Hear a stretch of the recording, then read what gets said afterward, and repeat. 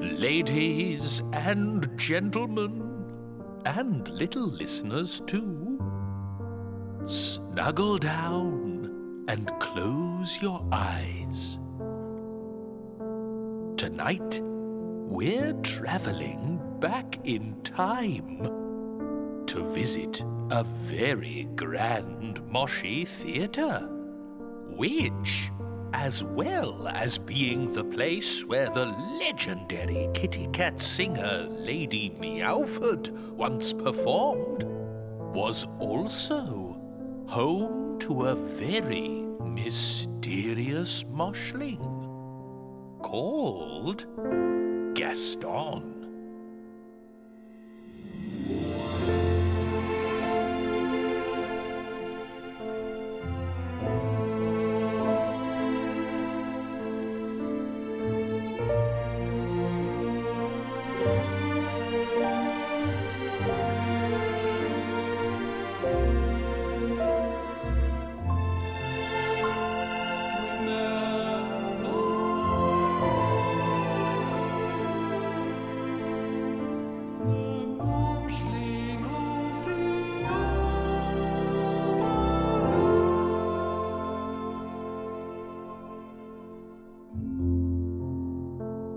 Long ago, beneath a theatre just off Oola Lane, tales began emerging of a distant, sweet refrain.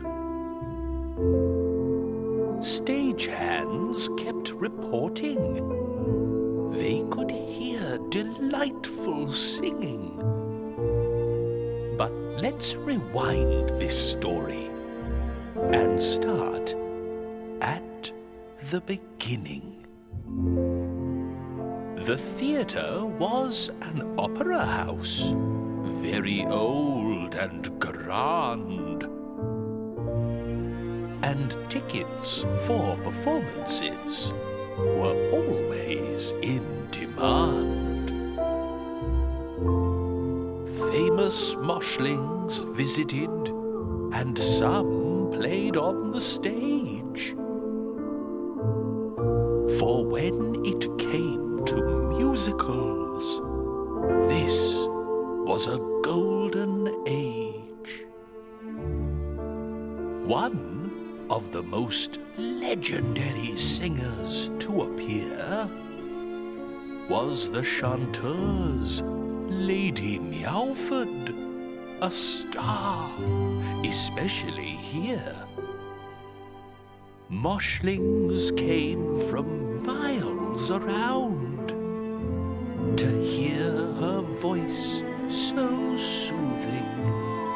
But another voice beneath the stage was equally as moving.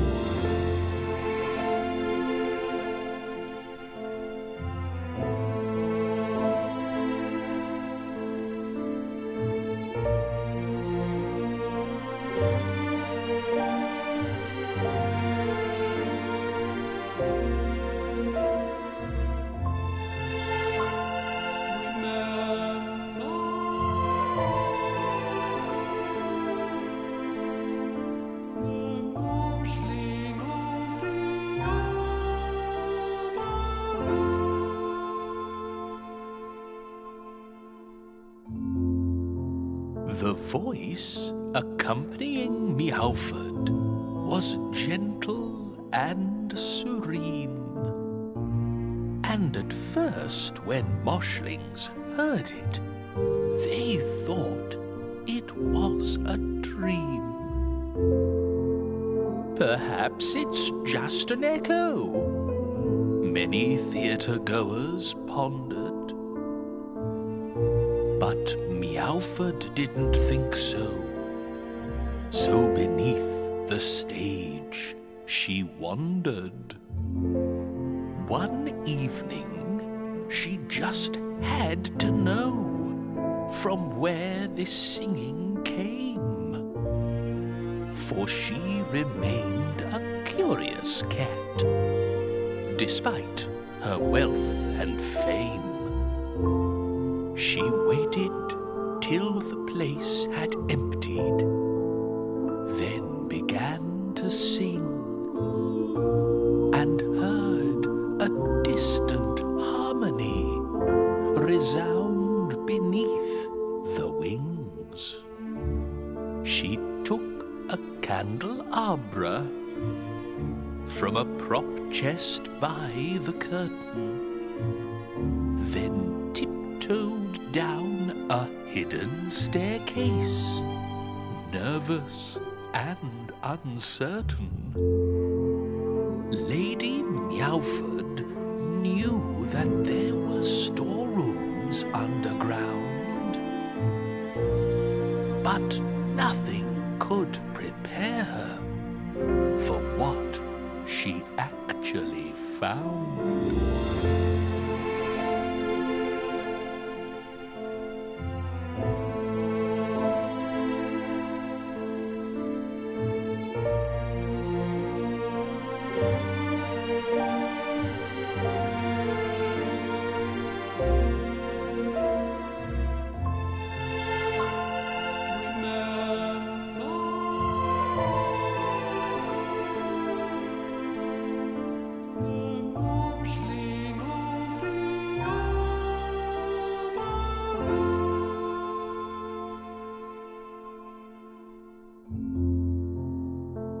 Deep down in the cellars, behind some mops and brooms, Lady Meowford came across some long-forgotten rooms. These must be extra dressing rooms from many moons ago, thought the singing kitty as she saw a distant glow. At the bottom of the corridor, a door leaned just ajar, and there, beneath its peeling paint, she saw a faded star. Lady Meowford hummed a little tune as she walked in, and a Moshling, with his back to her, began to slowly sing.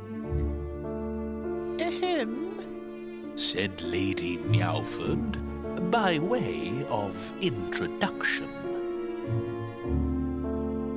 "Do you work down here, or are you part of upstairs' new production?" The mystery Moshling turned around and offered her a rose. "No," he said. "I'm Gaston, the singer no one knows."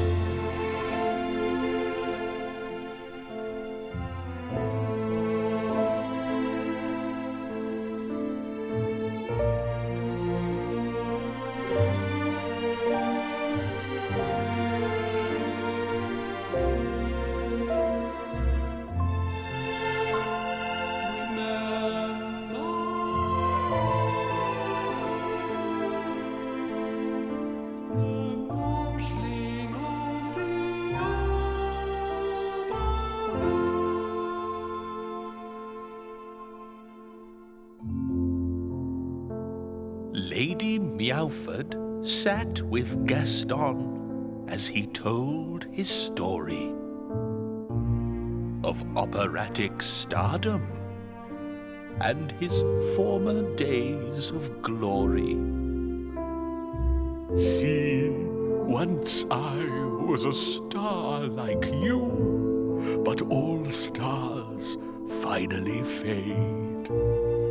So now I live below this theater where my star was made." Gaston then explained how he had been forced into hiding when audiences turned their backs once his fame was sliding. But every time I hear your voice, it makes me want to sing. It really is the most enchanting kitty-catty thing. But your voice, too, is beautiful. Lady Meowford beamed. I thought it was imaginary, a serenade I'd dreamed. In that case, follow me, said Gaston, taking Meowford's paw. I'll show you somewhere magical that few have seen before.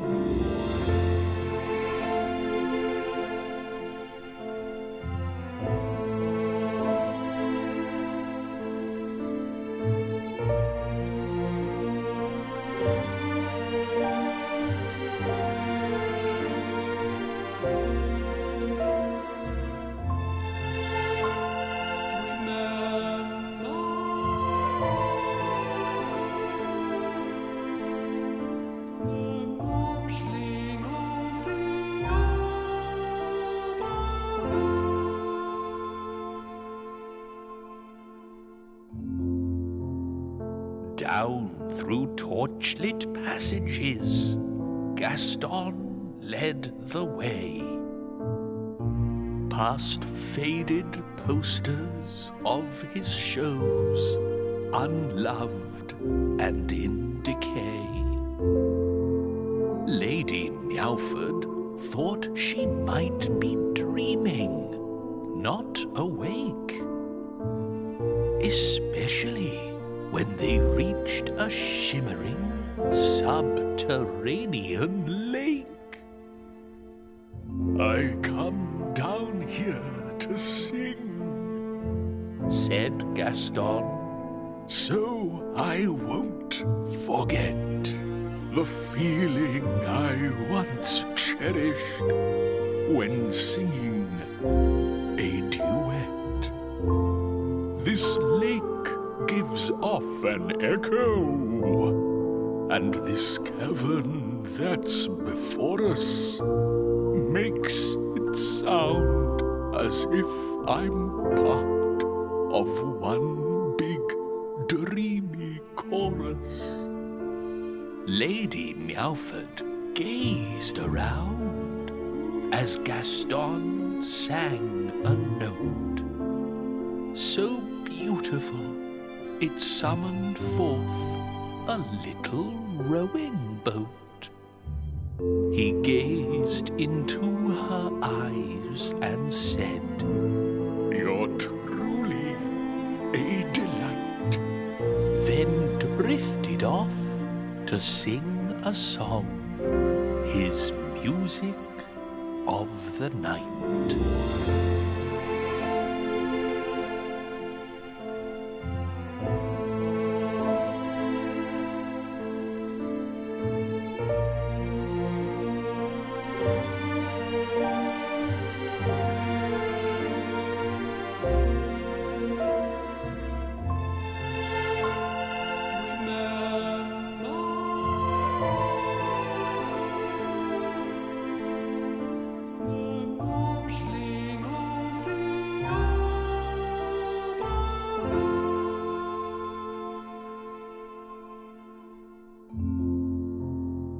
Floating round the silky lake, Lady Meowford heard Gaston singing melodies as sweet as any bird. This virtuoso outcast was clearly no has-been. So Lady Meowford cleared her throat and finally joined in. The echoes of the cavern made them sound just like a choir, until their voices floated up higher and higher. Outside the theatre, up above, a crowd was gradually forming, wondering who was up this late below the streets performing. When the duet ended, they clapped for an encore. But the streets had fallen silent, and the opera was no more. Gaston and his consort had heard the clapping fans, and Lady Meowford said, "Dear Gaston, I don't understand. Why don't you return with me? You'd triumph back on stage." But Gaston frowned. I haven't seen an audience in an age. They wandered back to Gaston's lair and said a fond farewell, promising this night would be a tale they'd never tell.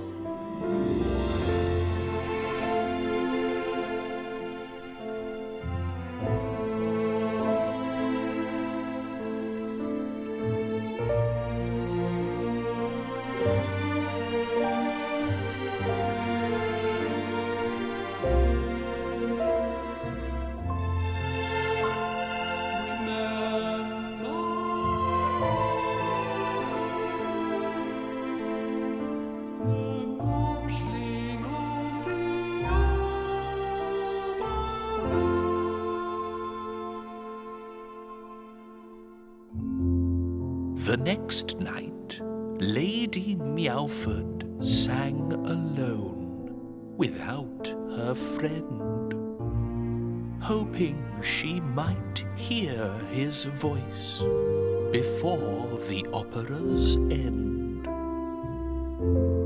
But Gaston stayed inside his room beneath the wooden rafters. He'd learned the hard way not to dream of happy ever afters. But then, one night, he saw a withered petal on the floor from the rose he'd given Meowford when she wandered through his door. His mind returned to that night when they sang their sweet duet. So he searched his heart and then proclaimed, "The show's not over yet." He rushed up to the opera house where he was once revered, and through a door beneath the stage he finally appeared. Lady Meowford smiled and introduced him to the crowd.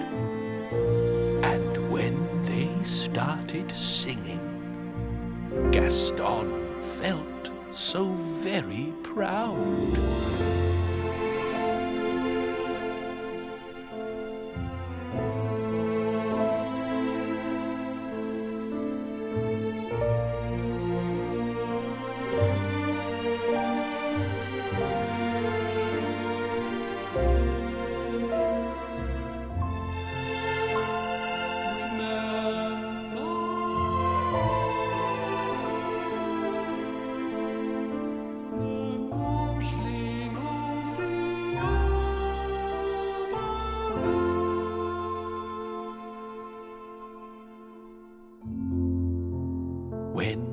song was over, they were showered in bouquets, and both of them got rave reviews, heaping them with praise.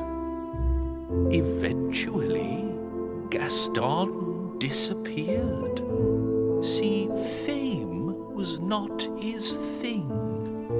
All he sought was one more chance to entertain and sing.